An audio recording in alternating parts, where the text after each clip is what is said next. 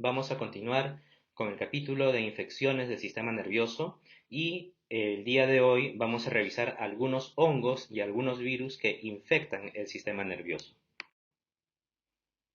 Vamos a revisar lo correspondiente a la patogenia, la transmisión, las manifestaciones clínicas y la epidemiología de los siguientes virus: el enterovirus, específicamente los ecovirus, el virus de herpes simple tipo 1, el virus de la rabia y un hongo que es el Cryptococcus neoformans.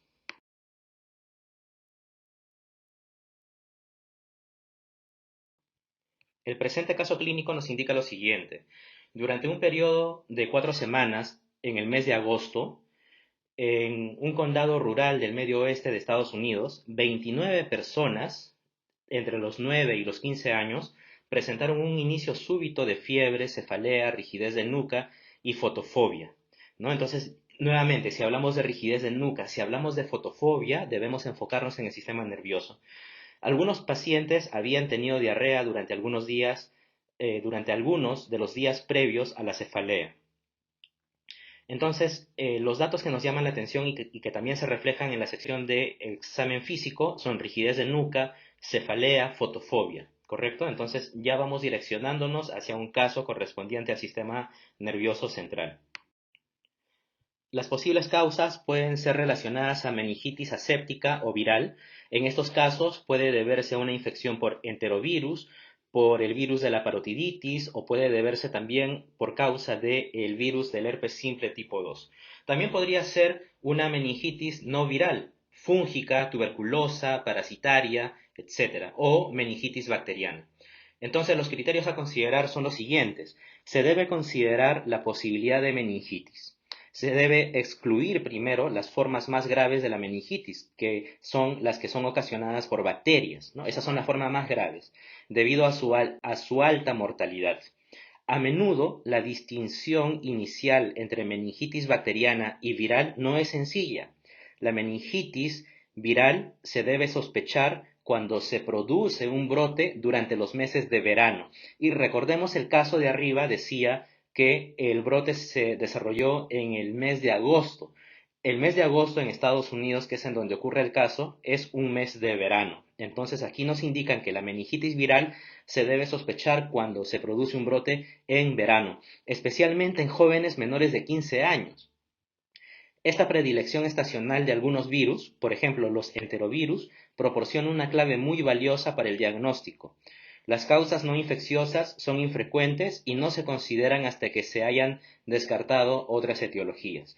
Entonces, ¿qué pasó con esta persona, de este grupo de personas infectadas? ¿No? Hubo una persona de la cual se obtuvo una muestra de líquido cefalorraquídeo y sangre para el cultivo correspondiente y se estableció una sospecha de meningitis aséptica debido a algunos marcadores encontrados en el líquido cefalorraquídeo, ¿no? Pero a los 3 días, los cultivos bacterianos de sangre y de líquido cefalorraquídeo de todos los pacientes, incluyendo el paciente del cual estamos hablando, fueron negativos. Fueron negativos. Se obtuvo una identificación preliminar de la causa del brote a partir de los estudios de aislamiento de virus. Entonces, en primer lugar, se sospechaba de un caso bacteriano, pero los cultivos no crecieron. Los cultivos de sangre y de líquidos cefalorraquídeo no crecieron para determinar una infección por bacterias, sino que se realizaron estudios de aislamiento de virus y en este caso sí se determinó que este caso correspondía a una infección por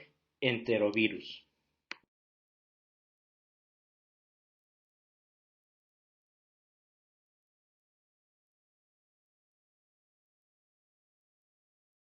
Los enterovirus, de los cuales vamos a hablar en esta oportunidad, pertenecen a la familia de los picornavirus, a la familia Picornaviridae. Esta familia constituye una de las familias más extensas de virus que contiene algunos de los virus humanos y animales más importantes. Como su nombre lo indica, se trata de un virus muy pequeñito, un virus pequeño, por eso su nombre, pico de pequeño, RNA, porque es un virus RNA, viridae. De ahí viene su nombre picornavirus y tiene una estructura de cápside desnuda. La familia engloba a más de 230 miembros divididos en 5 géneros: enterovirus, rinovirus, hepatovirus, cardiovirus y aftovirus. Entonces, los enterovirus se distinguen de los rinovirus por la estabilidad de, de su cápside, la- por la temperatura idónea de crecimiento, la forma de transmisión y las enfermedades que provocan. Entonces, vemos aquí que los picornavirus es una familia que contiene a distintos virus. De ellos nos interesan los enterovirus, y de todos los enterovirus, y ahí tenemos al poliovirus, al virus Coxsackie, Coxsackie A, Coxsackie B, y tenemos también a estos que nos interesan, que son los ecovirus, virus eco o ecovirus. Entonces decíamos que los enterovirus pertenecen a la familia de los picornavirus, que son virus muy pequeñitos, son virus RNA. Entonces vemos aquí en la lámina algunas características o algunas propiedades físicas y bioquímicas de los enterovirus humanos. Como podemos observar, tienen forma esferoidal, forma icosaédrica, no tienen envoltura, y algo muy importante es que tienen algunas proteínas virales, que son cuatro: la BP1 de proteína viral, por sus siglas en inglés, la BP1, la BP2, la BP3 y la BP4. El ácido nucleico o el genoma de este virus corresponde a RNA lineal de cadena única, monocatenario, y es importante que recordemos básicamente esto que hemos mencionado: las proteínas virales, que son cuatro, ¿no? Desde la BP1, la BP2, la BP3 y la BP4, porque vamos a analizarlas morfológicamente en las siguientes láminas. Hablábamos en la lámina anterior de las proteínas virales o proteínas estructurales. ¿Y por qué se les denomina así? Porque van a estar relacionadas precisamente a la estructura del virión. En esta lámina vemos el genoma del picornavirus. Si nosotros extendemos el RNA, que en este caso el picornavirus tiene un genoma de tipo RNA, si nosotros cogemos ese genoma y lo extendemos como un hilo alargado, vamos a obtener esta imagen horizontal que vemos en la figura, ¿no? Un hilo alargado, extendido. Y si nosotros, todo eso es el genoma, y si nosotros dividimos a este genoma en diferentes secciones, vamos a observar que por un lado tenemos a las BPs o proteínas virales: BP4, BP2, BP3, BP1. Esas son las proteínas virales, y son proteínas estructurales porque precisamente van a formar parte de la estructura del virión. Por eso son estructurales. Su única razón de ser es formar parte de la estructura. Pero por otro lado tenemos, vean ustedes, a unas secciones que tienen otras letras, como la letra G, la letra BPG, la letra PRO, etc. Estas proteínas del genoma ya se denominan, ya no proteínas estructurales, porque no forman parte de la estructura, sino se les denomina proteínas funcionales. Proteínas funcionales, porque cada una de estas, la letra G, la VPG, PRO, POL, etcétera, van a tener ya una función específica en el proceso de replicación, en el proceso de ingreso a la célula del hospedero, en el proceso de transcripción, etcétera, como la BPG, por ejemplo, ¿no? Que va a acompañar al virión durante todo el proceso de replicación y tal. Entonces, como podemos observar, tenemos en un genoma extendido a las proteínas estructurales por un lado y a las proteínas funcionales por otro lado. ¿Cuáles nos interesa recordar de momento en cuanto a los enterovirus? Nos interesa recordar que tiene cuatro proteínas estructurales: la BP1, BP2, BP3 y BP4. Y de las proteínas funcionales son muchas letras, sí, pero nos interesa recordar al menos una: la BPG, que vamos a revisarla más adelante.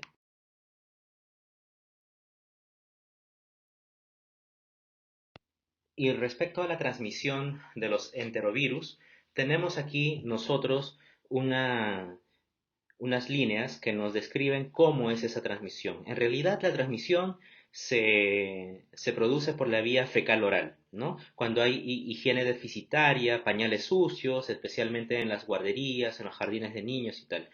ingestión de comidas y alimentos contaminados. Entonces, esta es generalmente la característica de la transmisión de los enterovirus, porque se pueden adquirir por la vía fecal oral, fundamentalmente, si hablamos de los enterovirus. Pero si hablamos más específicamente de los ecovirus, tienen la particularidad de que además también pueden adquirirse por la inhalación de aerosoles infecciosos, contacto de las manos con fómites contaminados, etcétera. Pero veamos entonces que la principal vía de infección es la vía fecal oral y por eso se les denomina enterovirus. Enterovirus porque van a ingresar al tracto gastrointestinal. Y si bien es cierto, estamos en el capítulo de enfermedades o infecciones del sistema nervioso, estos virus ingresan por la vía fecal oral. Entonces, luego, posteriormente, van a desarrollar las, eh, los cuadros característicos de una infección por el sistema nervioso central. Pero era importante diferenciar cuál es la vía de entrada y cuáles son los cuadros que posteriormente van a desarrollar como enfermedad.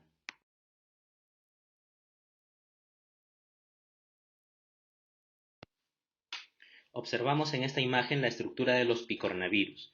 En el lado izquierdo observamos una representación esquemática de una partícula del picornavirus y vemos una unidad representada por un triángulo con bordes azules. En esta unidad es que vamos a observar a las proteínas estructurales que mencionábamos, ¿no? Y más abajo las vemos de colores, una a una. Tenemos a la BP1, a la BP2, a la BP3, ¿no? Que son los protómeros. Todos estos protómeros unidos van a formar los pentámeros. Y luego todos estos pentámeros unidos van a formar la cápside del virión. Pero si nos enfocamos solamente en uno de los protómeros, vemos a la BP1, a la BP2 y la BP3. Dirán, ¿y la BP4 en dónde se encuentra? La BP4 se encuentra en la parte interna, la que no podemos ver, debajo de este BP1, BP2 y BP3, que lo vamos a ver en las siguientes láminas. Entonces, veamos que es una estructura icosaédrica, tiene cinco lados, es un pentámero, y cada uno de estos pentámeros se denomina protómero y cada uno de estos protómeros está conformado por las proteínas virales ya mencionadas o proteínas estructurales ya mencionadas. Vemos en esta imagen más o menos la misma secuencia que ya hemos revisado en la lámina anterior. La unión a receptores o la exposición a pH ácido en los endosomas induce la transición conformacional de los viriones a partículas activadas. Entonces, los cambios estructurales dentro de la cápside y el ARN del virus permiten la expulsión del pentámero de uno de los pentámeros de la cápside, lo que da como resultado la formación de una partícula abierta. Entonces, como la partícula está abierta, el genoma de ARN se libera de la partícula abierta y después de la liberación del genoma, este pentámero puede volver a asociarse con las cápsides abiertas y vamos a tener finalmente una partícula vacía, como vemos en la parte derecha abajo de la imagen, ¿no? Tenemos ya la cápside vacía, pero por otro lado tenemos al material genético que ya salió con una finalidad de multiplicarse en la célula del huésped.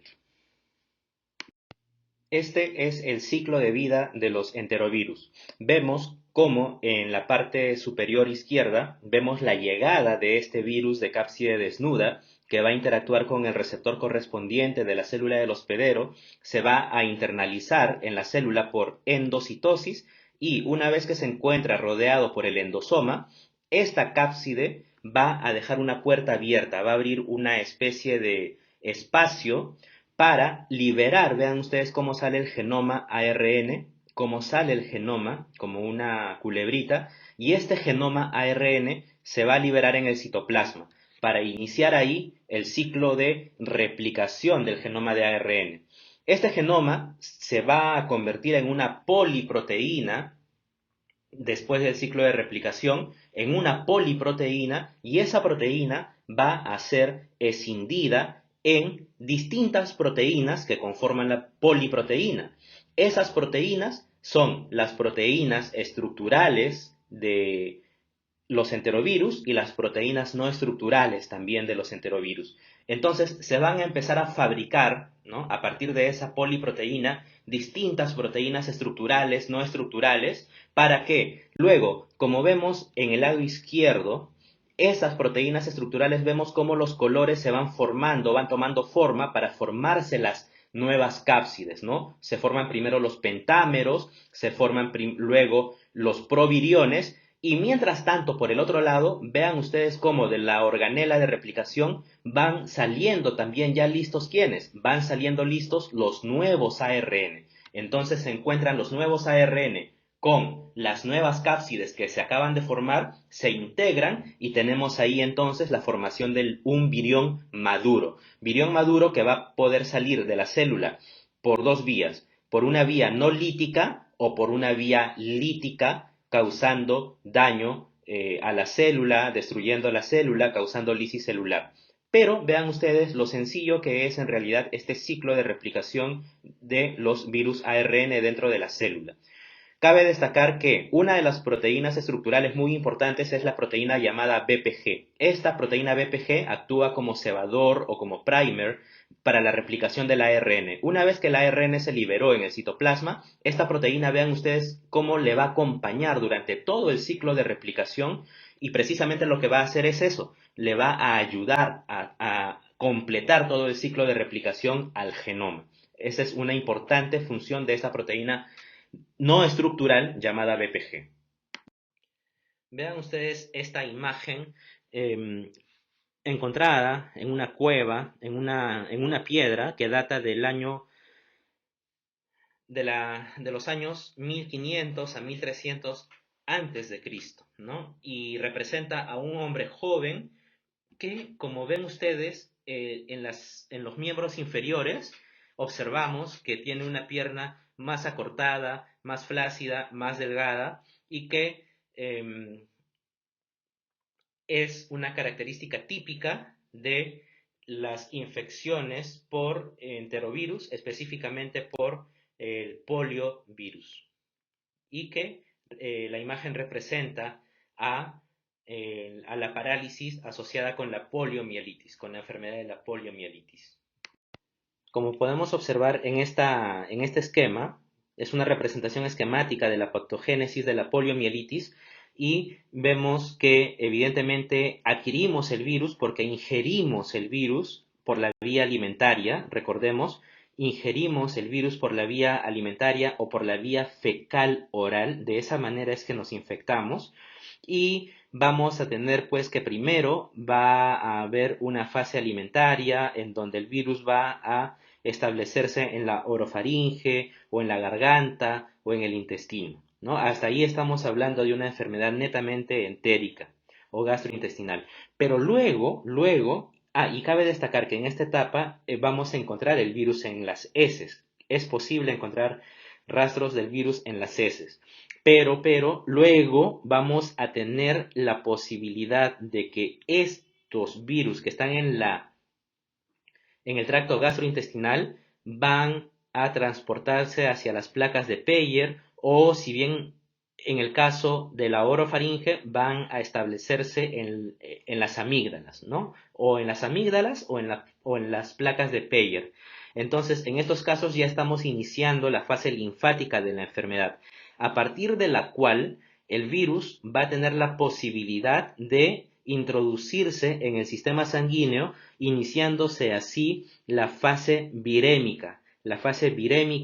Y pues se va a distribuir a lo largo de todo el organismo en la circulación sanguínea, llegando al sistema nervioso central. Es aquí en donde vamos a tener la fase neural de la enfermedad, la fase neural de la poliomielitis, en donde va a haber afectación del sistema nervioso central con las características que hemos mencionado de la poliomielitis, como la que hemos visto en la lámina anterior.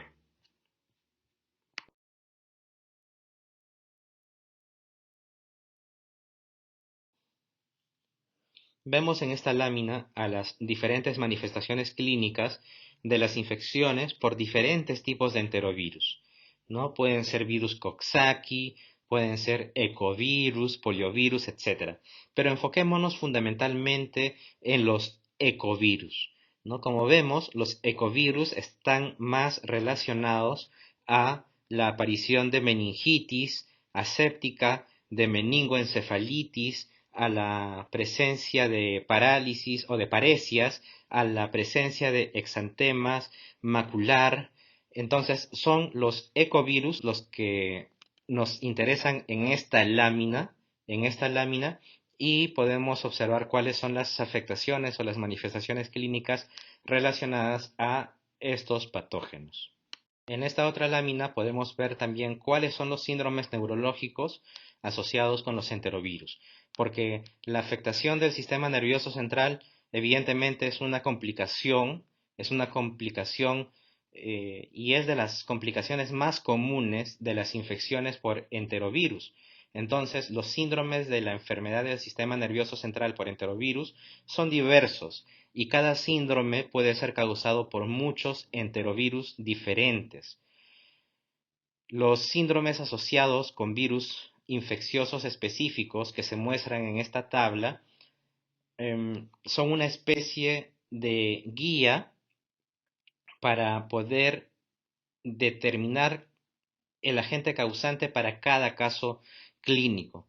Y aunque evidentemente este es solo un resumen, nos sirve de manera importante para poder determinar cuáles son las afectaciones causadas por los diferentes enterovirus, y si queremos especificar solo para los ecovirus, vemos que los ecovirus están relacionados a la meningitis aséptica, los ecovirus están relacionados a la encefalitis, están relacionados también a la enfermedad paralítica, a la romboencefalitis. Entonces, es importante que revisemos este cuadro para poder determinar o poder observar cuáles son las enfermedades relacionadas a cada uno de los enterovirus, ¿no? Y específicamente a los ecovirus. Otra manifestación clínica es la aparición de exantemas petequiales, exantemas purpúricos, ¿no? El exantema, que por definición es una erupción cutánea asociada a una enfermedad sistémica o generalizada, y habitualmente es de causa infecciosa. Pero si es de causa infecciosa, pueden ser distintos los agentes causantes. De hecho, en la clase anterior hablábamos de un caso clínico en el que el paciente presentaba exantema purpúrico y la enfermedad era causada por Neisseria meningitidis, ¿verdad? Era causada por Neisseria meningitidis. Pero también puede ser causada por otros agentes patógenos, como el meningococo que ya hemos mencionado, o también por los enterovirus. Pueden ser ecovirus o pueden ser virus Coxsackie.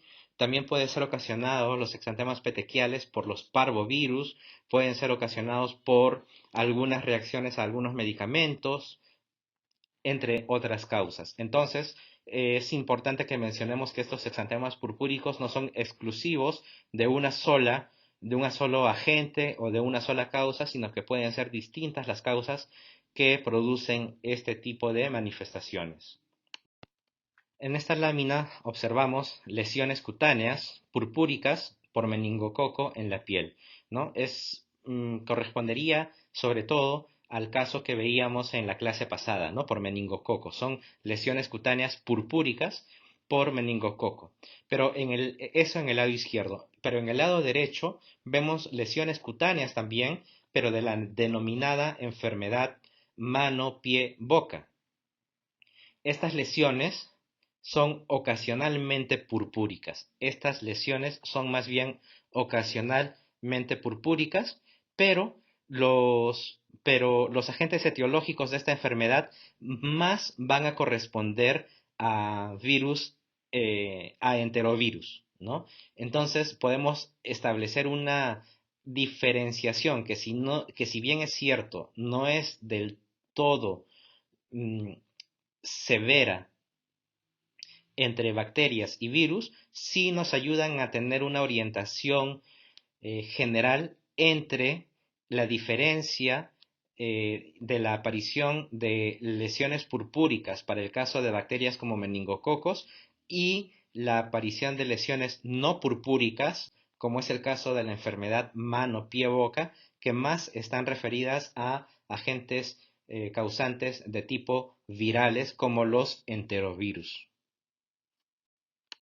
Ahora, cuando hablamos de las lesiones del síndrome mano-pie-boca, también puede aparecer lesiones vesiculosas, ampollosas, vesiculosas fundamentalmente en las manos, en las palmas de las manos, que son características del síndrome mano-pie-boca, como vemos en la figura del lado izquierdo. Y en la figura del lado derecho vemos también algunas lesiones vesiculosas y costrosas, características también de este síndrome de mano, pie, boca, en localizaciones atípicas, porque ya no es mano, pie y boca, sino que en este caso se presentan en las áreas de los muslos, en el área del pañal, en el caso de estos niños. Esta lámina quisiera que la observáramos de manera especial porque hemos colocado una comparación entre la meningitis y la encefalitis, porque hemos venido hablando bastante ya de la meningitis, hemos venido hablando bastante ya de cuadros de encefalitis, pero la pregunta es, ¿son iguales? ¿Son los mismos? ¿Son diferentes? Y si son diferentes, ¿en qué se diferencian? Entonces, vemos acá dos cuadros con las características propias de la meningitis por un lado y de la encefalitis por otro lado. La meningitis, señores, es un síndrome neurológico más común causado por los enterovirus. Para el caso de los enterovirus, la meningitis es el síndrome neurológico más común causado por los enterovirus, mientras que la encefalitis es el segundo síndrome neurológico más común causado por los enterovirus. Ahí tenemos una primera diferencia si hablamos de enterovirus. La meningitis se presenta con mayor frecuencia y la encefalitis en un segundo orden de frecuencia. Dicho sea de paso, es importante mencionar que si por un lado hablamos de meningitis y por el otro lado hablamos de encefalitis, es importante reconocer que la encefalitis también es conocida como meningoencefalitis. Entonces, cuando hablamos de meningoencefalitis, estamos hablando de encefalitis. Y cuando hablamos de meningitis, estamos hablando de meningitis propiamente dicha. Entonces, vamos estableciendo estas diferencias. Por otro lado, es importante conocer que la meningitis se caracteriza por la aparición aguda de fiebre, dolor de cabeza, signos meníngeos, pleocitosis en el líquido cefalorraquídeo, cultivos bacteriológicos, estériles y un curso benigno. Entonces, generalmente hay afectación relacionada a fiebre, dolor de cabeza, pero son de curso benigno. En cambio, la encefalitis, en la mayoría de los casos, los pacientes también van a tener las afectaciones que ya hemos mencionado de la meningitis, todo lo que ya hemos mencionado, fiebre, dolor de cabeza, rigidez de la nuca, pero además de estos signos de la meningitis, en la encefalitis se va a presentar evidencia de compromiso parenquimatoso. Esto es muy importante porque cuando hay evidencia de compromiso parenquimatoso estamos hablando de confusión, alteración del estado mental, convulsiones, signos neurológicos focales. Entonces, está claro, al parecer, la diferencia entre estos dos cuadros. Por un lado, la meningitis, en la que hablamos de un curso benigno generalmente y básicamente corresponde a dolor de cabeza, cefalea, dolor de nuca. Esa es la meningitis. Y por el lado de la encefalitis tenemos a todo lo que hayamos mencionado, pero además compromiso neurológico cognitivo, confusión, alteración del estado mental, convulsiones y signos neurológicos focales. Y hay un dato importante también que se nos muestra en este cuadro y es que la mayoría de pacientes con encefalitis también tienen alteración meningea, ¿no? Es lo que ya mencionábamos, que además de las características de la meningitis vamos a encontrar algunas alteraciones ya de tipo cognitivo correspondiéndose entonces a un caso de encefalitis o meningoencefalitis.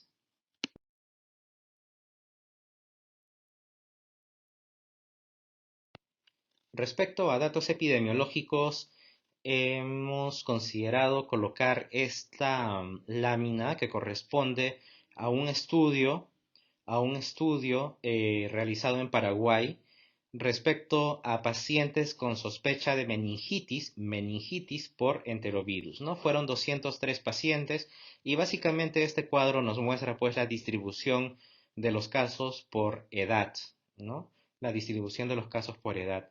Y vemos que en niños, fundamentalmente, el número es mucho mayor, ¿no? En menores de 1 año, en niños de 1 a 5 años, de 6 a 10, niños de 11 a 15 años, tienen la mayor cantidad de casos. De hecho, el mayor grupo se encuentra en niños de 1 a 15 años, de 16 a 30 años, pero conforme va avanzando la edad, los casos son menores, lo que nos lleva a concluir que la enfermedad de la meningitis por enterovirus se puede ir presentando con mayor frecuencia en niños alrededor de los 0 a 30 años o en un promedio de 15 años.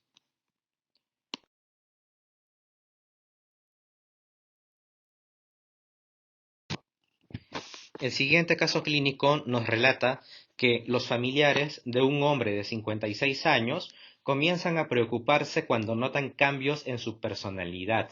Entonces, vemos ahí que esto está marcado de rojo, ¿no? Es un dato importante. Cambios en su personalidad que han empezado gradualmente a lo largo de varios días, provocándole una especial irritabilidad y confusión. También desarrolla episodios de fiebre y cefalea y ha ido perdiendo progresivamente la capacidad de realizar actividades cotidianas. Entonces, ¿qué es lo que estamos observando? Estamos observando un serio compromiso cognitivo, ¿verdad? Y además se nos indica que el paciente es trasladado por la esposa al servicio de emergencias tras haber notado debilidad en el lado izquierdo y también presentó convulsiones. Bien, ¿qué más podemos afirmar como datos importantes? En el examen físico se nos indica que las pupilas son isocóricas y normorreactivas. Puede flexionar el cuello, sí puede flexionar el cuello, pero la exploración neurológica pone de manifiesto debilidad en el brazo y pierna izquierdos, pero no se puede averiguar mucho más por la falta de cooperación del paciente. Son distintos cuadros los que pueden estar involucrados, entre ellos la meningitis aséptica, el absceso cerebral, la meningoencefalitis criptocócica, en este caso por criptococos, que es un hongo que también vamos a estudiar. Puede ser un caso de rabia, encefalitis por un caso de rabia, encefalitis vírica, producidas por citomegalovirus o producidas también por el virus de herpes simple tipo 1. Entonces, ¿qué criterios debemos considerar? En primer lugar, la presentación es altamente sugestiva de encefalitis. ¿Por qué encefalitis, señores? Ya vimos que el paciente presenta algunos compromisos importantes de corte cognitivo, ¿no? Entonces, si hay compromiso cognitivo y también hay irritabilidad, cambios en el ánimo, etcétera, estamos frente a un posible caso de encefalitis, ya que los signos predominantes son los cambios de estado mental, en lugar de los signos meningios propiamente dichos o signos meningios típicos de la meningitis bacteriana o viral inclusive. Entonces los signos neurológicos focales y las convulsiones también pueden ser indicativos de la presencia de un absceso cerebral o inclusive de un accidente cerebrovascular, ACV. Las causas de encefalitis viral pueden ser difíciles de diferenciar solo con el cuadro clínico y con frecuencia hay que recurrir a otras características epidemiológicas como ayuda al diagnóstico. Entonces, ¿qué sucedió con el paciente? Se le realizó punción lumbar, se obtuvo una muestra de líquido cefalorraquídeo que reveló pleocitosis, niveles normales de glucosa, niveles elevados de proteínas y se solicitó estudios adicionales y se instauró un tratamiento empírico. Finalmente, la prueba de PCR, la prueba molecular de PCR que conocemos nosotros en los tiempos actuales, determinó que se trataba de un virus neurotrópico. Entonces, ¿de qué virus neurotrópico se trataba? Se trataba del virus de herpes simple tipo 1, que es el virus que vamos a estudiar a continuación.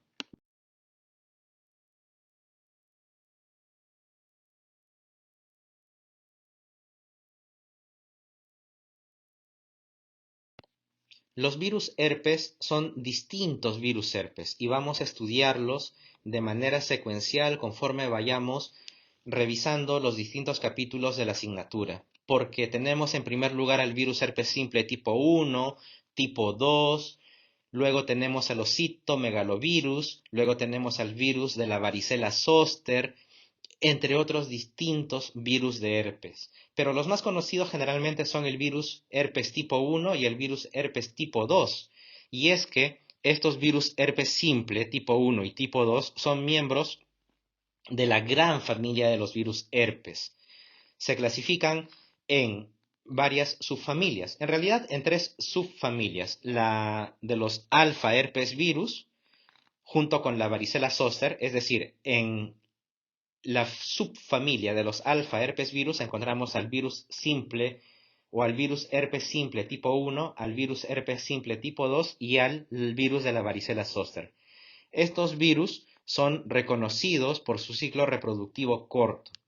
Entonces tenemos a la subfamilia de los alfa herpes virus y tenemos al VHS1, al VHS2 y al virus de la varicela zoster.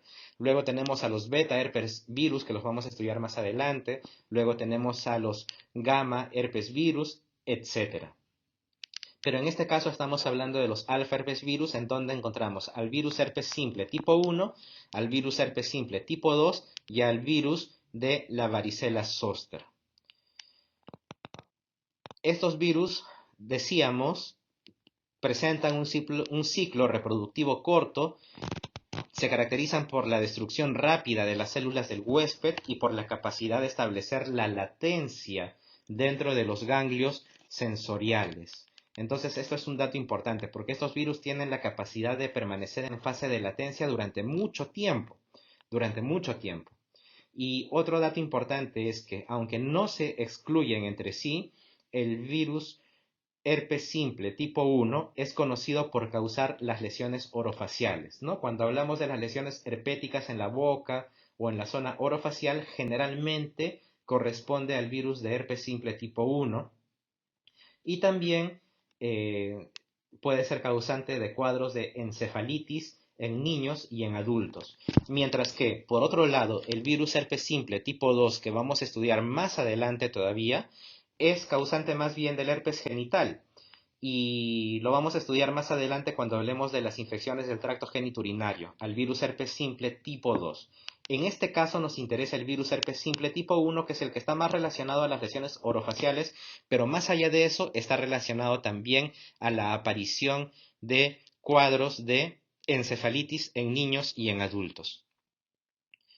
Decíamos que estos cuadros del virus herpes simple tipo 1 y el tipo 2 no son del todo excluyentes, ¿no? De hecho, el virus herpes simple tipo 2 decíamos que causa herpes genital, pero también puede causar meningitis aséptica y otras infecciones devastadoras en el neonato. Y si hablamos de las causas virales propiamente dichas de la meningitis, podemos seleccionar o dividir a los distintos agentes causantes entre agentes que frecuentemente causan la meningitis, que no tan frecuentemente causan la meningitis o que raramente causan la meningitis. Entonces, si hablamos de los agentes que frecuentemente causan la meningitis, en este caso encontramos al virus de herpes simple tipo 2, al virus herpes simple tipo 2, a los ecovirus también, que ya lo veíamos anteriormente, a los enterovirus, etc. No, los picornavirus en general. De los herpes virus, fundamentalmente el virus herpes simple tipo 2 y por ahí también la varicela zoster, ¿no? Y que también causa la meningitis, pero con una frecuencia un poco más rara, ahí encontramos al virus herpes simple tipo 1, meningitis, al virus herpes simple tipo 1, al virus de Epstein-Barr, al citomegalovirus, etc. Entonces, lo que quisiera que podamos diferenciar es los diferentes cuadros. Por un lado la meningitis y por otro lado la encefalitis. ¿Cuál es más causado por qué agente? Eso es lo que debemos ir empezando a considerar.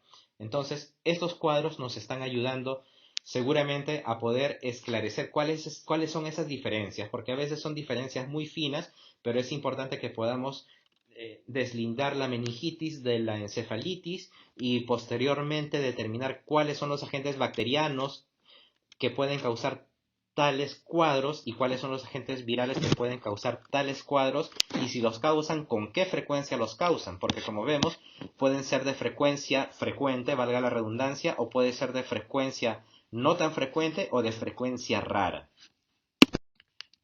Hablábamos de la meningitis en la lámina anterior. Y si hablamos de la encefalitis, en este caso, señores, vean ustedes que el mayor porcentaje corresponde entre todos los virus al virus de herpes simple, ya si hablamos de encefalitis. Entonces, tenemos por un lado a los virus de herpes simple, con un mayor porcentaje, tenemos también a los virus de la varicela zoster, tenemos a los enterovirus, entre otros distintos virus, pero principalmente al virus del herpes simple. Entonces, estos cuadros nos van presentando estas frecuencias, estas características de la meningitis y de la encefalitis y los agentes causantes sean bacterianos, fúngicos o virales o parasitarios. Entonces, son varios cuadros los que hemos visto y yo les invito a que ustedes mismos puedan crear sus propios cuadros comparativos y sus propios cuadros en los que puedan ir anotando las características de cada una de estas afecciones y los agentes causantes de estas afecciones.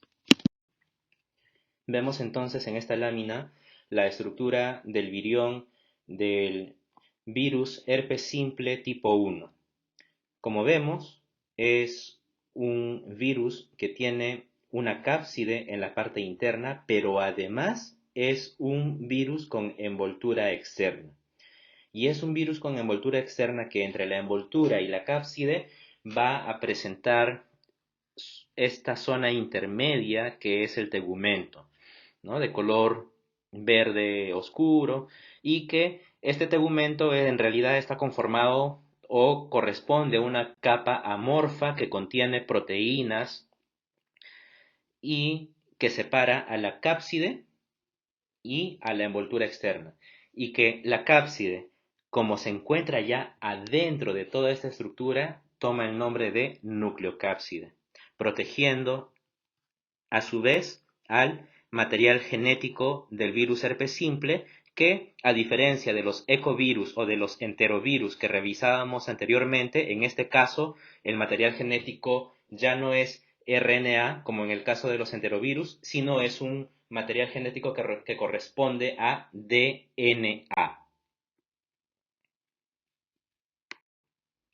A diferencia también de los enterovirus, que eran virus que presentaban a su material genético bajo la forma de ARN, un ARN entre comillas sencillo que podíamos desenvolver y dividir en distintos segmentos que correspondían a las proteínas estructurales y a las proteínas no estructurales. En este caso, el virus de herpes simple es un virus entre comillas más complejo en cuanto a su genoma, porque es un virus ADN. Entonces, ya no nos vamos a enfocar tanto en cuáles son las proteínas estructurales, las no estructurales, sino básicamente vamos a reconocer dos grandes componentes de este genoma, ¿no? Del genoma del virus de herpes simple, y podemos afirmar que consta de dos grandes unidades, la unidad larga o UL y la unidad corta o US, por sus siglas en inglés, separadas por un conjunto de repeticiones invertidas. Bien, entonces es importante que sepamos básicamente que se subdivide en dos grandes grupos. Más allá de las divisiones muy específicas y pequeñitas, es importante que recordemos que tenemos una unidad grande o larga y una unidad corta o short.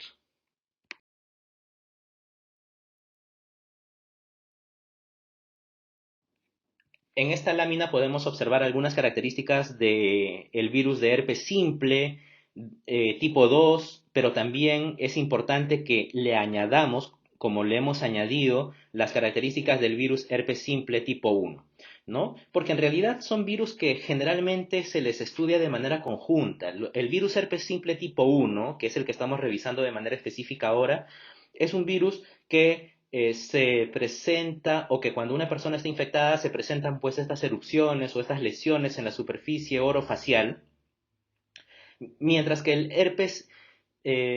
virus herpes simple tipo 2 está más relacionado a las lesiones genitales, ¿no? Y la transmisión es sexual, mientras que la transmisión del virus herpes simple tipo 1, la transmisión es de persona a persona mediante el contacto superficie bucolabial cutánea. ¿no? Es decir, contacto de piel a piel, si se quiere ver de esa manera. Pero son dos virus que es importante que vayamos estudiándolos de manera un tanto conjunta. De hecho, cuando revisemos lo correspondiente a los virus herpes simple tipo 2 desde el punto de vista génito-urinario, vamos seguramente a recordar algunos conceptos también del virus herpes simple tipo 1. Pero en este caso estamos estudiando el virus herpes simple tipo 1 porque vamos a poder reconocer que tiene la posibilidad de afectar a el sistema nervioso central. Entonces, nuevamente, ¿no? El virus herpes simple tipo 2 es un herpes virus, es un virus que presenta envoltura y que el material genético corresponde a ADN de doble cadena y que se transmite en el caso del herpes virus simple tipo 2 vía sexual y en el caso del herpes simple virus tipo 1 por el contacto de superficie bucolabial cutánea de persona a persona.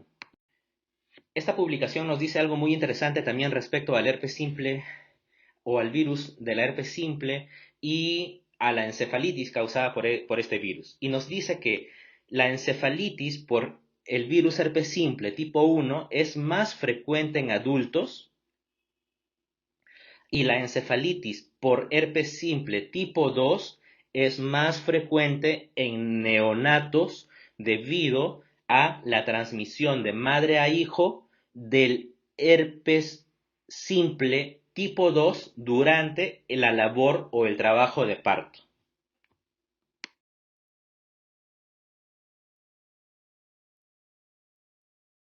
Entonces, el virus herpes simple tiene distintas glicoproteínas en su membrana o en su envoltura, ¿no? En su envoltura viral.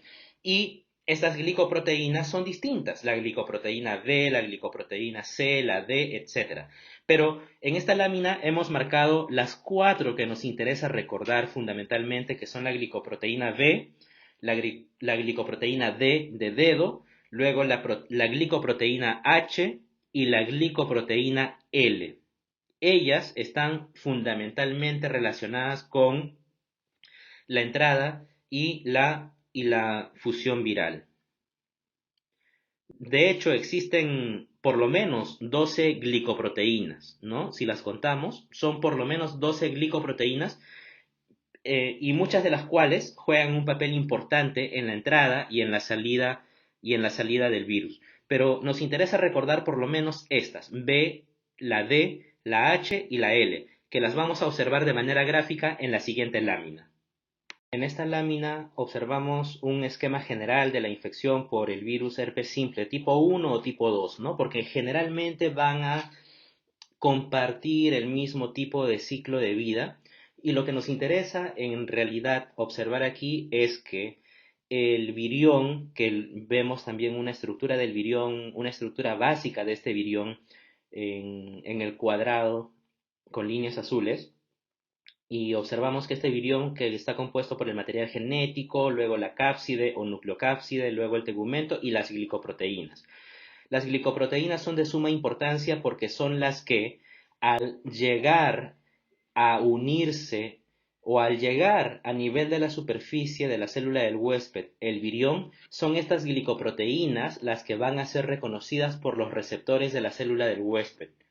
Particularmente, uno de estos receptores es el receptor heparansulfato, ¿no? Entonces, es ahí, en la superficie de la célula, donde va a tener lugar la penetración viral de la cápside, que puede ocurrir por la fusión de la envoltura con la membrana plasmática, en primer lugar, o en segundo lugar hay una forma alternativa que es por endocitosis de los viriones envueltos con una eventual fusión de la envoltura con una membrana vesicular. Entonces, en cualquiera de estos dos casos se va a producir el ingreso del virión para luego liberar al material genético que va a llegar hasta el nivel del núcleo de la membrana, del núcleo de la célula del hospedero, y es ahí donde se va a desarrollar o llevar a cabo el proceso de transcripción y replicación de el material genético, que en este caso es ADN, para posteriormente salir del núcleo, reensamblarse con las nuevas cápsides, luego surtirse de la membrana o de la envoltura viral de las glicoproteínas virales y de esa manera puedan ser liberados los nuevos viriones que se han formado. En este caso, ya para la salida entra a tallar también de forma importante una enzima que es la heparanasa, ¿no? Esta enzima marcada con manchas rosadas es una enzima que se describió recientemente y se ha demostrado que ayuda a la salida viral, ¿no? Porque la enzima lo que va a hacer es escindir, romper al heparansulfato, por eso se llama heparanasa, escinde al heparansulfato de la superficie celular, que son estas líneas punteadas de negro o de negro punteadas, y obviamente le va a despejar el camino para que el virus salga de la célula.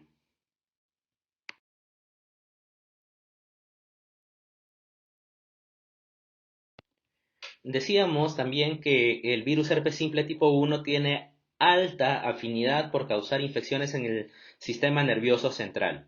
Bien, se han propuesto distintos mecanismos por los cuales el virus herpes simple tipo 1 puede llegar a nivel del sistema nervioso central. En realidad, según el autor, se desconoce el mecanismo exacto de la invasión del sistema nervioso central por el virus herpes simple, pero estudios en necropsias en pacientes humanos han demostrado la presencia de este virus en los nervios olfativos y los bulbos olfatorios. Entonces, es probable que esta zona de los nervios olfativos y los bulbos olfatorios sean una zona fundamental para el viaje del virus herpes simple hacia el sistema nervioso central. También quisiera que podamos observar esta publicación que observamos en la lámina. El autor nos dice lo siguiente respecto a las infecciones del sistema nervioso central por el virus herpes simple. Y nos dice algo muy importante, que es en lo único que quisiera que nos fijáramos. Nos dice que las infecciones del sistema nervioso central por el virus herpes simple son raras en frecuencia, pero cuando ocurren se presentan de manera grave, de manera seria o de manera grave en los humanos. Y también nos dice que estas infecciones del sistema nervioso central son el resultado de infecciones primarias por el virus herpes simple tipo 2 en neonatos y niños.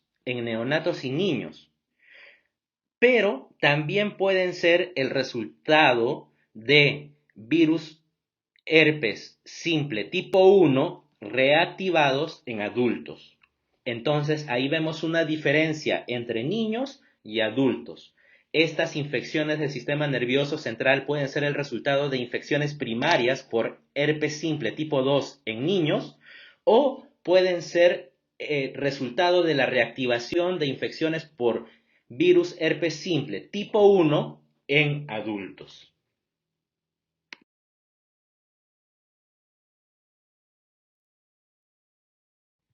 Las enfermedades asociadas con la infección por el virus herpes simple tipo 1 son distintas y ocurren a distintos niveles, a nivel de la piel, a nivel ocular, a nivel orolabial o del sistema nervioso central, ¿no? Si hablamos de la piel, estamos hablando pues de el herpes cutáneo, el herpes orofacial o del herpes genital, ¿no? Y más frecuentemente con el virus herpes simple tipo 2. A nivel ocular hablamos de la queratitis, por el herpes simple o de la uveitis o de la necrosis retinal aguda. A nivel orolabial tenemos estas famosas úlceras en los labios, en la zona orofacial, ¿no? Y si hablamos del sistema nervioso central, estamos hablando ya de la encefalitis, de la meningitis, y también se ha descrito algunos casos en los que se desarrolla enfermedad de Alzheimer relacionada a la infección por el virus herpes simple tipo 1, según el autor Zhang. Vamos a ver algunas imágenes relacionadas a las infecciones por los virus herpes. En este caso tenemos el virus herpes labial. Y si hablamos del virus herpes labial, estamos hablando fundamentalmente del virus herpes simple tipo 1, ¿correcto? Entonces acá tenemos a una lesión herpética de 3 a 4 días de antigüedad o de duración en el labio inferior de esta persona. En esta lámina observamos el algunas progresiones más graves de la enfermedad por herpes simple, ¿no? Estamos hablando de la encefalitis propiamente dicha. Y en esta publicación se nos muestran dos imágenes. En la imagen A vemos una muestra de edema asimétrico severo en el lóbulo temporal con cambios hiperémicos hemorrágicos, ¿no? Vemos esta lámina en la cual vemos edema, vemos hemorragia, y es un caso que corresponde a encefalitis por herpes simple. ¿Y qué sucede cuando una persona desarrolla encefalitis por virus de herpes simple? Se producen algunas manifestaciones típicas de la encefalitis. ¿Cuáles son esas manifestaciones típicas? Dolor de cabeza, fiebre, confusión, muy importante la confusión, el compromiso cognitivo, ¿verdad? Las dificultades en el lenguaje, las convulsiones, mareos, puede llegar inclusive hasta un estado de coma, entre otras manifestaciones que tienen que ver con el compromiso precisamente de tipo cognitivo cuando se produce la encefalitis, en este caso por el virus de herpes simple.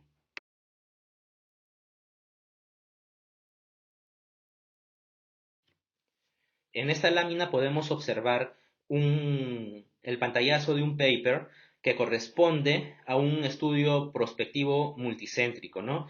Con casos de encefalitis por virus de herpes simple en el Perú. Y es que también quisiera animarles a que conforme vayamos desarrollando las, o estudiando los distintos patógenos, las distintas bacterias, distintos virus, ya por parte de ustedes puedan indagar, buscar, conocer cómo es la presencia de dichos patógenos en nuestro país, en el Perú, ¿no? Cómo o cuáles son los últimos casos que han habido de infecciones por Neisseria, por ejemplo, en el Perú, o casos por criptococos en el Perú, o casos por enterovirus en el Perú. Entonces, en PubMed, por ejemplo, hay amplia información y siempre es bueno que estemos actualizados respecto a este tipo de publicaciones en territorio nacional. Entonces tenemos en esta lámina el abstract de dicho estudio y nos dice en breves palabras, bueno, en primer lugar, una rápida introducción al tema, nos indica que el virus de herpes simple es una de las etiologías infecciosas de encefalitis más comúnmente identificadas en América del Norte y en Europa, ¿no? Eso a modo introductorio. Sin embargo, la epidemiología de la encefalitis más allá de estas regiones no está del todo bien definida. Y durante el 2009 y el 2012, los investigadores reclutaron a 313 pacientes en un estudio prospectivo multicéntrico de encefalitis en el Perú. Entonces, miren ustedes lo que encontraron. 45 personas, de los cuales tenían infección confirmada por virus de herpes simple, ¿no? Por virus de herpes simple. De ellos, 38 pacientes con un tipo de virus herpes simple conocido.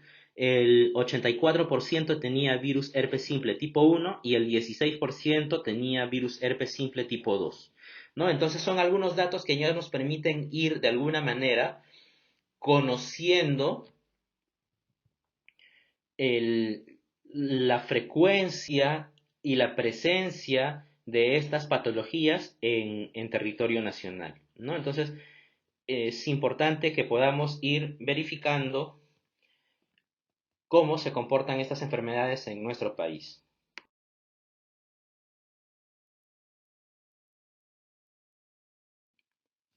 El siguiente caso que vamos a revisar corresponde a un hombre de 31 años que es trasladado al servicio de urgencias de un hospital general, aquejado de fiebre y de alucinaciones visuales. Entonces, ahí tenemos un primer dato a considerar, las alucinaciones visuales. Si hablamos de alucinaciones, estamos hablando que hay una posible afectación del sistema nervioso central. 4 días antes, nos indica el caso, antes había desarrollado un cuadro de malestar general y dolor de espalda, mientras trabajaba con una cuadrilla de limpieza de márgenes de carretera. Entonces, también es otro dato importante, porque ¿qué tipo de lesiones o qué tipo de infecciones podría contraer el paciente en este tipo de actividades? Al día siguiente acudió al médico aquejado de mialgias, vómitos y espasmos abdominales que fueron tratados con paracetamol o acetaminofén. Respecto al examen físico, se pudieron evidenciar distintas características importantes que podrían ayudar a determinar el agente causante. El paciente estaba en estado de alerta, con un tono incrementado en el antebrazo derecho e hiperestesia en todo el lado derecho del cuerpo. Durante las siguientes 12 horas se ha ido poniendo cada vez más agitado y peor orientado. El estado del paciente empeoró y desarrolló hidrofobia, que es otro dato importante que debemos considerar, de modo que incluso la simple visión del agua le producía intensos espasmos del cuello y el pecho. Finalmente tenemos otro dato muy importante, que es que se observaba hipersalivación y grandes fluctuaciones de la temperatura corporal y de la tensión arterial en este paciente. Las probables causas pueden ser encefalitis, puede ser un síndrome de Guillain-Barré, puede ser encefalitis por arbovirus, por el virus herpes simple tipo 1, puede tratarse también de una meningoencefalitis, puede tratarse de un caso de rabia, ¿ok? De un caso de rabia. La alteración de la conciencia es condición de la encefalitis en el contexto de otros signos de infección, como fiebre, cefalea y signos neurológicos. Tanto en el síndrome de Guillain-Barré como en la polio, sería de esperar algún grado de debilidad muscular, ¿no? Sería de esperar. Pero los signos de agitación e hidrofobia son más bien específicos, nos permiten ir acortando las opciones y son más específicos de la encefalitis rábica. En caso de no estar presentes, la distinción entre las diversas causas citadas más arriba puede ser complicada. Pero el hecho de que se haya presentado, miren ustedes, agitación e hidrofobia, nos permite ir descartando distintos agentes posibles causantes de la enfermedad y nos permite más enfocarnos en un caso de rabia. Entonces, ¿qué sucedió con este paciente? Se realizó una extracción de la muestra de sangre periférica y se practicó una punción lumbar en la que se obtuvo una muestra de líquido cefalorraquídeo, ¿no? Se obtuvo una biopsia de la piel de la nuca que resultó positiva para el ensayo de inmunofluorescencia directa para un virus neurotrópico. La saliva y la biopsia de la piel también fueron positivas en un ensayo de PCR en tiempo real. Entonces, ¿cuáles podrían ser los posibles agentes causantes de este cuadro? Tenemos distintas opciones. Puede tratarse de un caso de encefalitis por arbovirus, puede tratarse del síndrome de Guillain-Barré, puede tratarse de un caso de encefalitis por el virus de herpes simple tipo 1, o un caso de meningoencefalitis o poliomielitis, o puede tratarse también de un caso de rabia. Entonces, revisemos cuáles son los criterios que debemos tener en cuenta según el autor. La alteración de la conciencia es una condición de la encefalitis en el contexto de otros signos de infección, como fiebre, cefalea y signos neurológicos. Entonces, cuando ya estamos detectando que hay alteración de las funciones cognitivas, alteración de la conciencia, debemos enfocarnos en primer lugar a que hay una posible afectación del sistema nervioso central, y entre las afectaciones a este nivel podemos presumir que podría tratarse de un caso de encefalitis, porque ya no solamente hay fiebre, ya no solamente hay rigidez de la nuca, sino que además hay afectación de las funciones cognitivas en el paciente.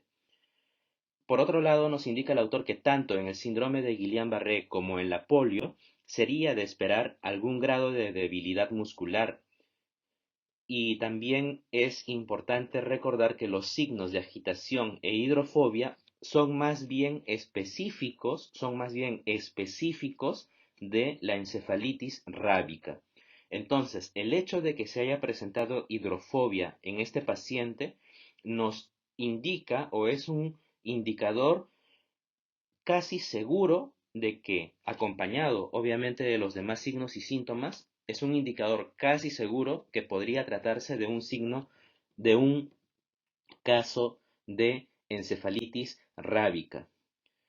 Ahora, en caso de no estar presentes, la distinción entre las diversas causas citadas más arriba podría ser complicada, pero la presencia de esta hidrofobia, la agitación y todos los demás signos y síntomas que hemos mencionado nos permite de alguna manera sospechar de un caso de encefalitis rábica. Entonces, ¿qué fue lo que sucedió con el paciente? La narrativa del caso nos indica lo siguiente, que se le realizó una extracción de una muestra de sangre periférica y se le practicó una punción lumbar con la finalidad de obtener una muestra de líquido cefalorraquídeo. Se analizó esta muestra, se determinó la cantidad de leucocitos, de proteínas, etc. El paciente ingresó en el hospital y su estado se deterioró, y transcurridos 6 días fue intubado y se le puso bajo sedación intensa, ¿no? Entonces fue un cuadro realmente grave. Entre las muestras para el análisis se obtuvo una biopsia de la piel de la nuca que resultó ser positiva en el ensayo de inmunofluorescencia directa para un virus neurotrópico. Finalmente, la saliva y la biopsia de la piel también fueron positivas para este virus neurotrópico en un ensayo de PCR en tiempo real. ¿De qué virus se trataba? Se trataba efectivamente del virus de la rabia.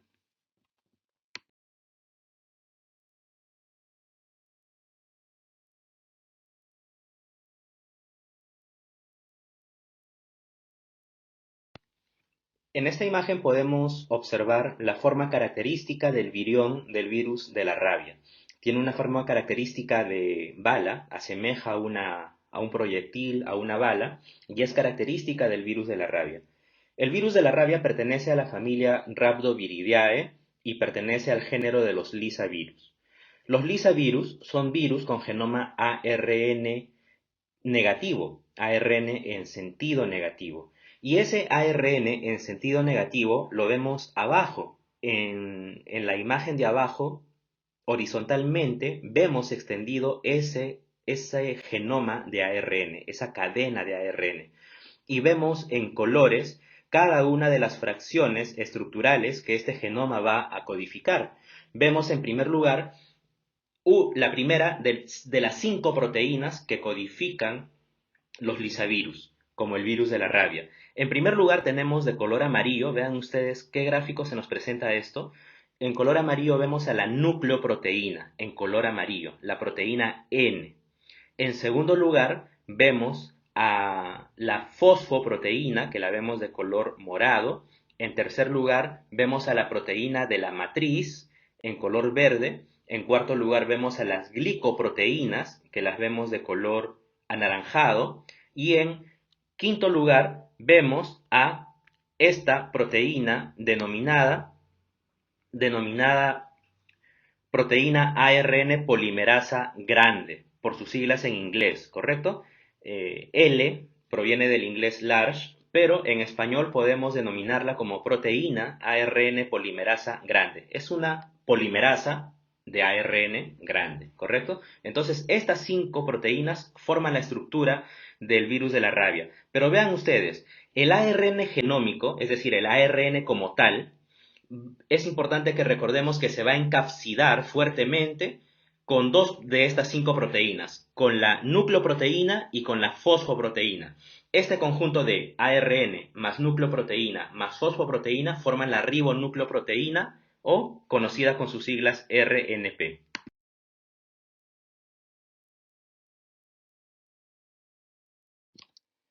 En esta imagen podemos observar cómo es la dinámica de la transmisión de los lisavirus entre distintos animales, empezando por animales terrestres como los perros, como las mascotas, y también con animales silvestres como los murciélagos. Entonces, estos animales están relacionados con el virus de la rabia, ¿no? La rabia, que es una enfermedad zoonótica letal causada por los lisavirus y especialmente o generalmente por el virus de la rabia. A pesar de los esfuerzos de control, los brotes esporádicos en las poblaciones de vida silvestre son en gran medida impredecibles. Lo que sí es conocido es que el estado inmunológico del huésped, la naturaleza de la exposición y las diferencias de cepas influyen claramente en la dinámica de la infección y la transmisión.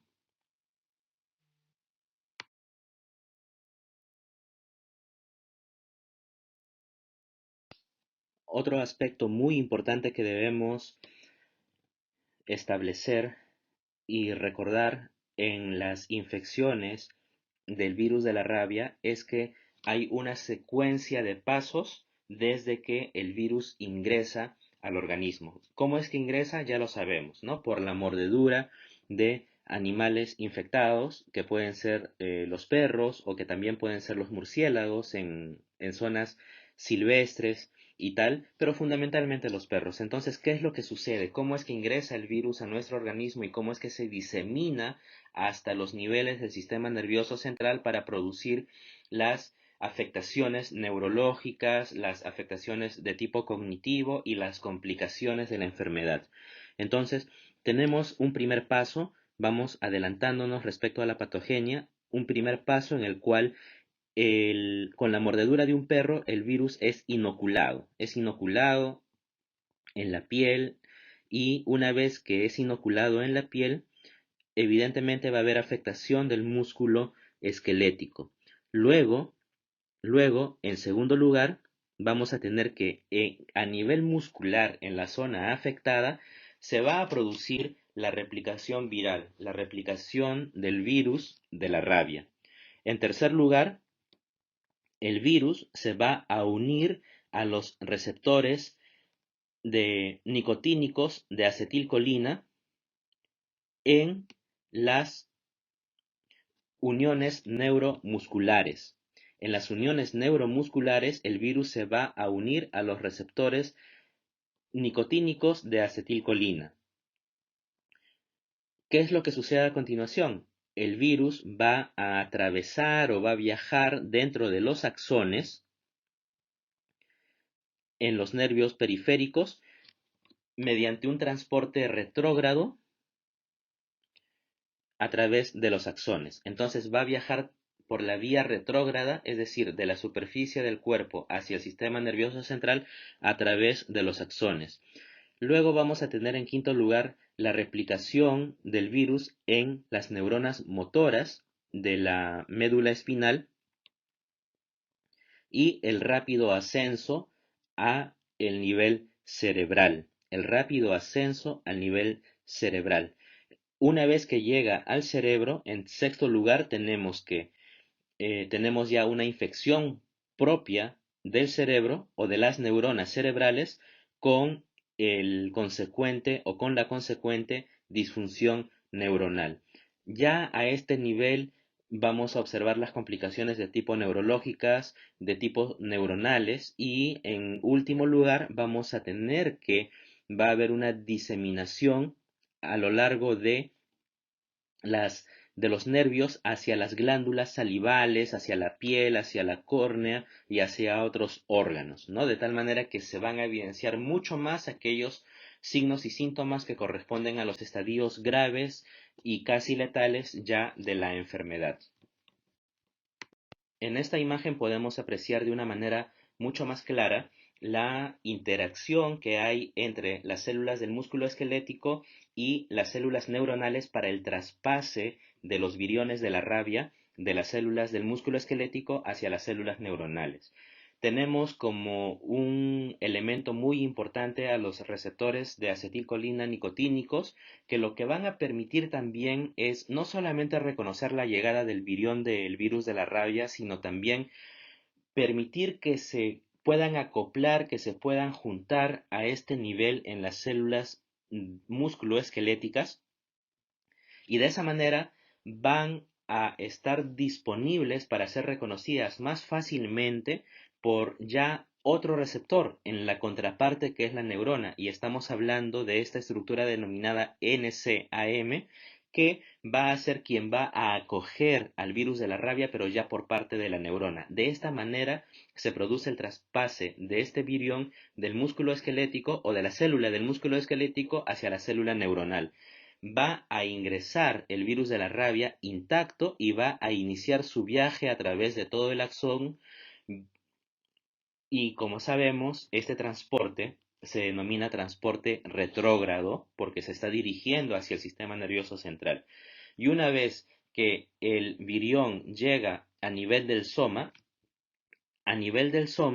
es que la ribonucleoproteína se va a liberar de la vesícula endocítica y a este nivel, como vemos ya en el recuadro del lado derecho inferior, va a iniciarse el proceso de replicación del ARN viral, ¿no? Va a iniciarse el proceso de replicación del ARN viral.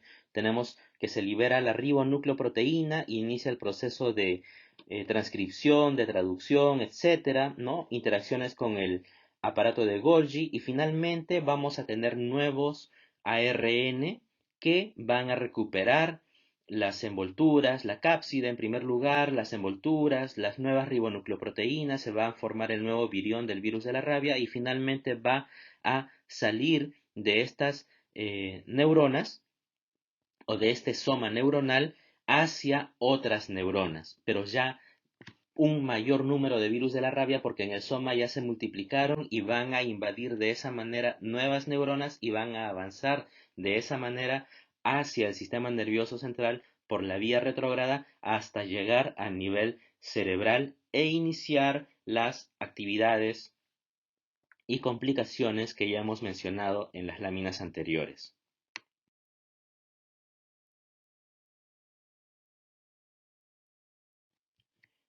Desde el punto de vista clínico, la rabia es una enfermedad bastante grave.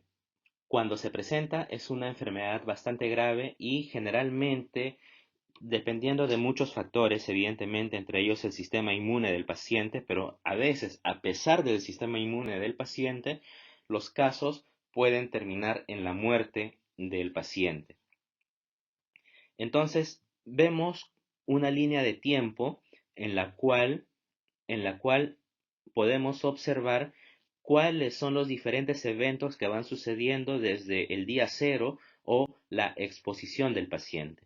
Y tenemos que, básicamente, la rabia puede dividirse en dos tipos dependiendo de el curso que siga la enfermedad. Tenemos, por un lado, a la denominada rabia furiosa o rabia encefalítica, en la cual pueden agravarse los casos y derivar en muerte.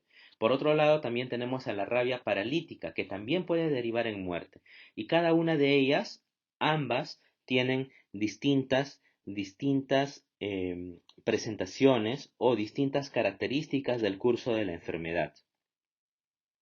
Pero a grandes rasgos, podemos reconocer que luego de la exposición pueden pasar de 20 a 90 días, es decir, luego de la mordedura de un animal pueden pasar de 20 a 90 días hasta la aparición de los primeros síntomas. Es aquí en donde va a iniciarse la fase prodrómica, que si hablamos de la rabia furiosa se presenta con fiebre, prurito, parestesia. Y si hablamos de la rabia paralítica, se presenta también con fiebre, prurito, parestesia, es decir, son manifestaciones comunes para ambos tipos de rabia, y esto corresponde a la fase prodrómica de esta enfermedad. Luego de la fase prodrómica, que suele durar entre 1 a 2 días, vamos a tener la siguiente fase, que es la fase neurológica aguda. La fase neurológica aguda, que generalmente va a tener una duración de 1 a 4 días. Y aquí sí ya vamos a encontrar algunas diferencias entre la rabia furiosa y la rabia paralítica. Por parte de la rabia furiosa vamos a encontrar que hay agitación, confusión, hiperactividad y otros signos clínicos o otros síntomas clínicos más específicos como la hipersalivación, la piloerección, hidrofobia, entre otros. Y por el lado de la rabia paralítica vamos a observar a nivel de comportamiento, vamos a observar mareos. Y a nivel de síntomas clínicos vamos a observar cuadriplegia, disartria, disfagia, hipersalivación también, pero vemos que ya hay una diferencia específica entre la rabia furiosa y la rabia paralítica, tanto para las manifestaciones del comportamiento como para las manifestaciones propias de los síntomas clínicos. El hecho es que al final, en ambos casos, va a progresar hasta etapas mucho más graves de la enfermedad y puede derivar la enfermedad hacia la muerte, ¿no? Que se produce de 1 a 7 días en promedio, tanto para la rabia furiosa como para la rabia paralítica.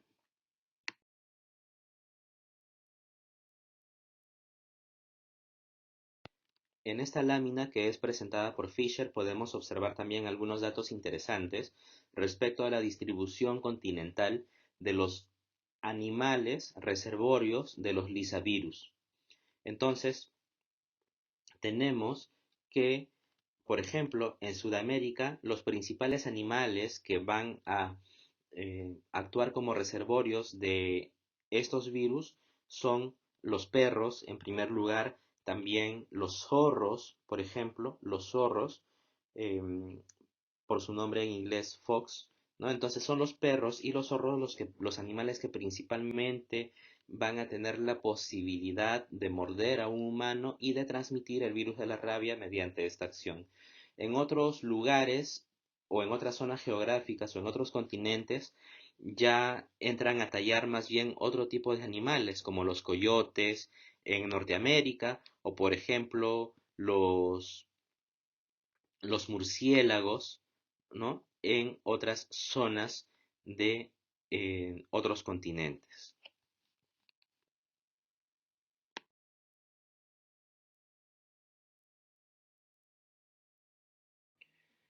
El siguiente caso corresponde a una persona de 45 años que es trasladado al servicio de urgencias de un hospital afectado por un cuadro de fiebre, cefalea intensa, náuseas, vómitos y alteraciones del estado mental.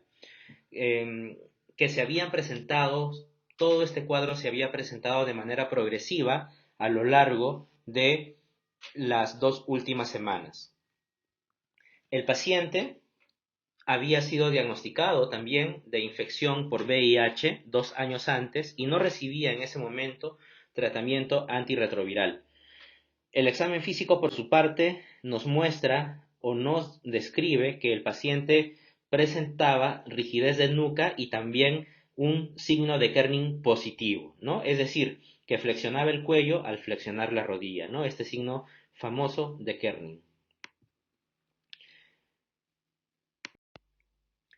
Pueden ser distintas las causas de este cuadro, ¿no? Puede ser una meningitis bacteriana por Streptococcus pneumoniae, Treponema pallidum, puede ser una meningitis fúngica por distintos hongos, Coccidioides ignitis, Cryptococcus neoformans, Histoplasma capsulatum.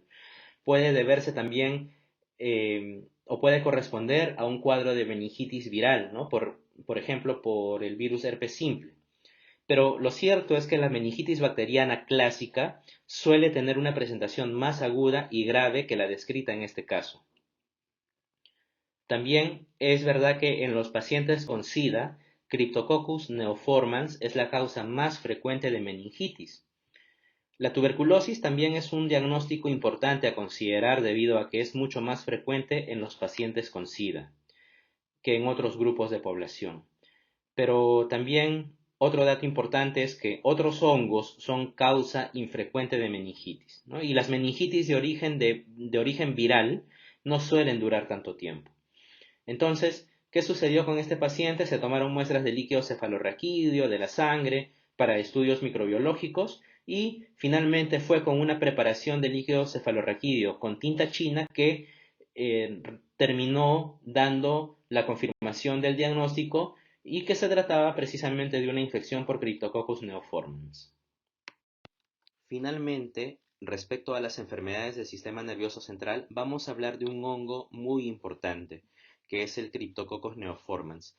Es un hongo muy importante porque puede causar enfermedades muy graves en el sistema nervioso central y además tiene algunas características que lo convierten en un patógeno de especial importancia y con una virulencia aumentada por distintas estructuras que tiene, por ejemplo, la presencia de una cápsula. Y es esta cápsula la que le va a conferir esta forma como si fuera una moneda o una llanta o una rueda, ¿no? Y es esta cápsula que, como vemos, es tan gruesa que le va a conferir esta protección tanto de las inclemencias climáticas, tanto de la temperatura, tanto de la humedad, como protección del sistema inmune una vez que ingresa este hongo a nuestro organismo. Estamos hablando del Cryptococcus neoformans.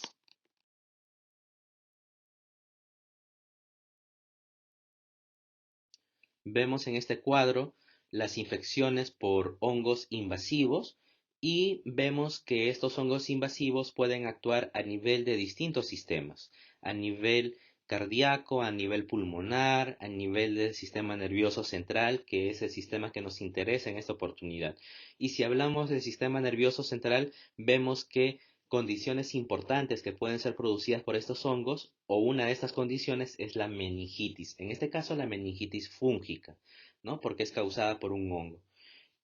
¿Qué hongos son especialmente importantes? Son cuatro básicamente los que vemos en la lámina, pero de manera más especial el Cryptococcus neoformans, ¿no? Y nos menciona también la lámina que las infecciones por Cryptococcus neoformans están asociadas a algunas condiciones como o principalmente los casos de VIH.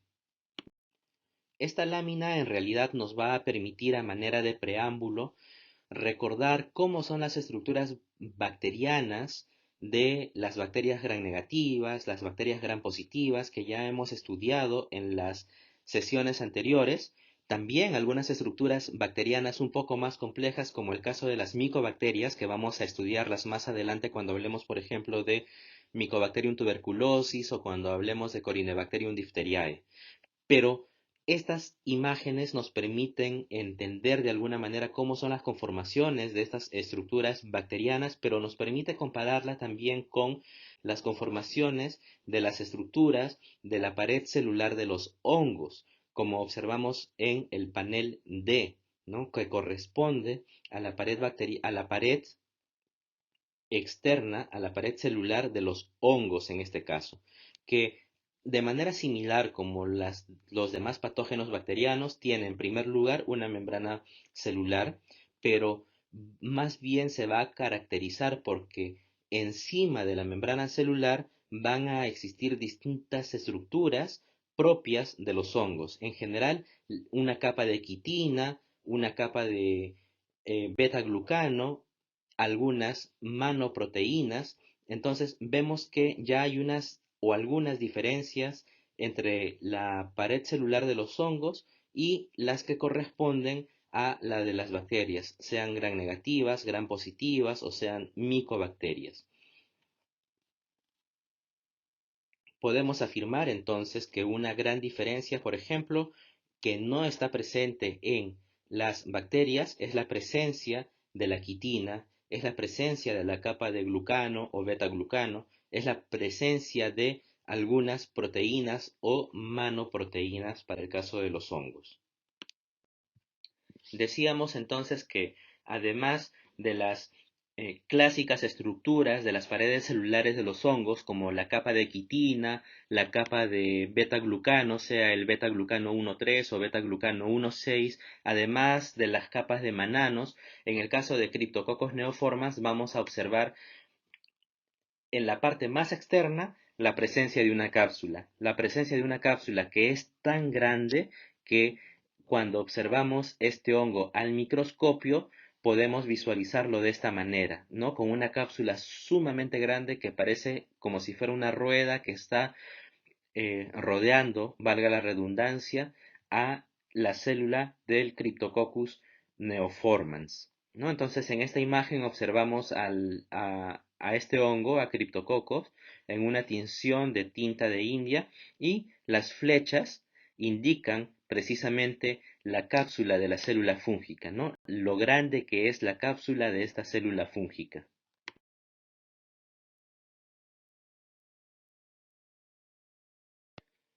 Respecto a la transmisión de Cryptococcus neoformans o a cómo el humano adquiere este patógeno fúngico, es importante que recordemos que el Cryptococcus en realidad puede persistir de manera natural en el medio ambiente, ¿no? Y generalmente la forma como es adquirida por el humano es gracias a la inhalación de este hongo por parte del hombre que luego va a diseminarse a nivel pulmonar y puede entrar en una fase de latencia en el pulmón, pero básicamente es por la inhalación del hongo que en el medio ambiente se suele encontrar específicamente y de manera abundante en zonas en donde encontramos excretas de aves, ¿no? Excretas de palomas, excretas de aves en general. Este es el medio en donde va a abundar la presencia de Cryptococcus neoformans. Entonces, cuando una persona inhala estas zonas alrededor de las excretas de aves, es posible que por inhalación ingrese el hongo hacia el organismo de la persona.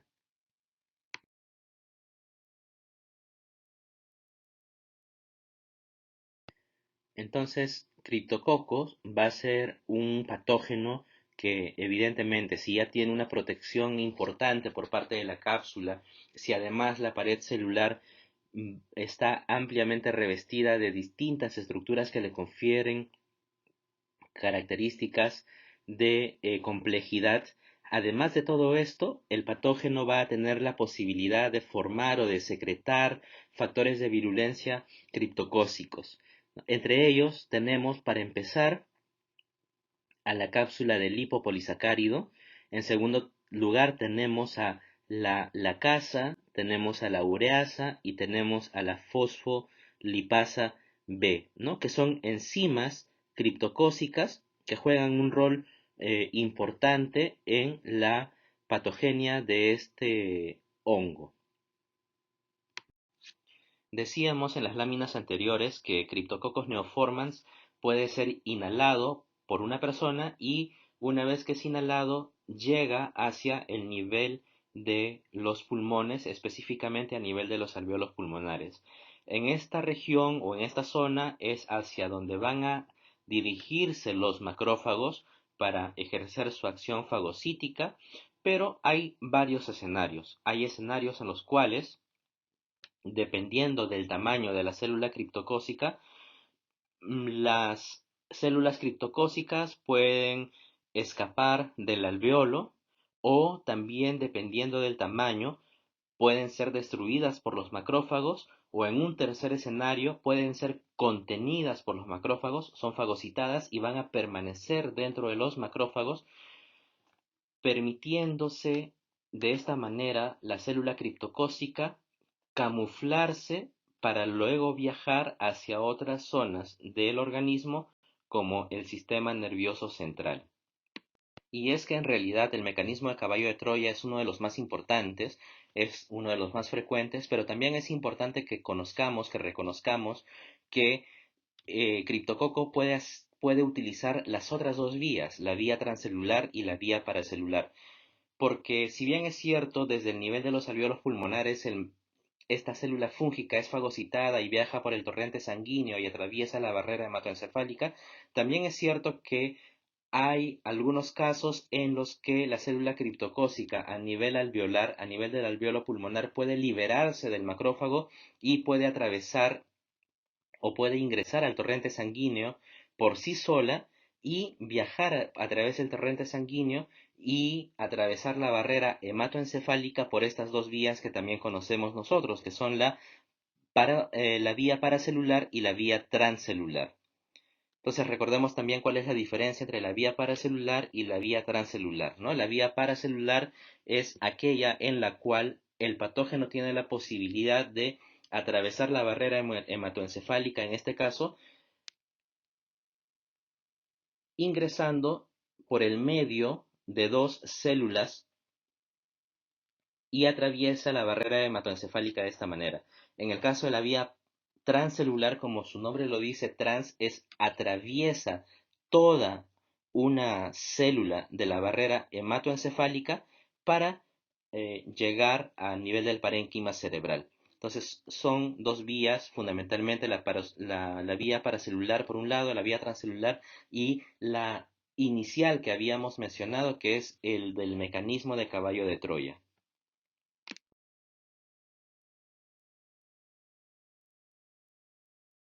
Cuando se establece la infección pulmonar por criptococos, son distintos los síntomas que pueden presentarse, ¿no? En primer lugar, tenemos la presencia de fiebre, tenemos la presencia de una tos seca y tanto la fiebre como la tos seca son las que se presentan de manera más frecuente.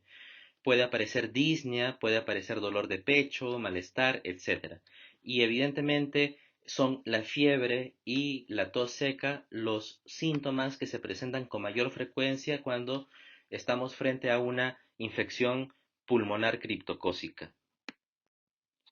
Por otro lado, si hablamos de síndromes clínicos específicos causados por hongos, son distintos los hongos que pueden causar estos síndromes clínicos, pero si nos enfocamos en criptococos solamente, vemos en este listado cuáles son aquellos síndromes clínicos.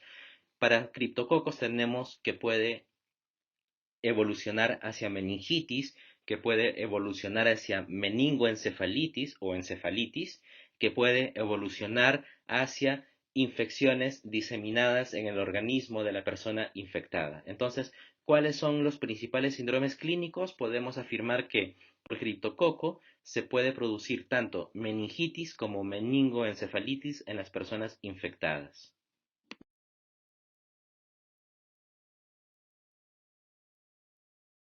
En esta lámina podemos observar las diferentes prevalencias de las infecciones por criptococos en los distintos continentes. Sin lugar a dudas, el continente con una mayor prevalencia corresponde al continente africano, pero también en países europeos como en países americanos también hay la presencia de esta enfermedad que no deja de ser relevante debido a que puede complicarse como lo hemos visto en las láminas anteriores, especialmente si se trata de pacientes inmunocomprometidos o con enfermedades como el VIH o como las enfermedades causadas por VIH.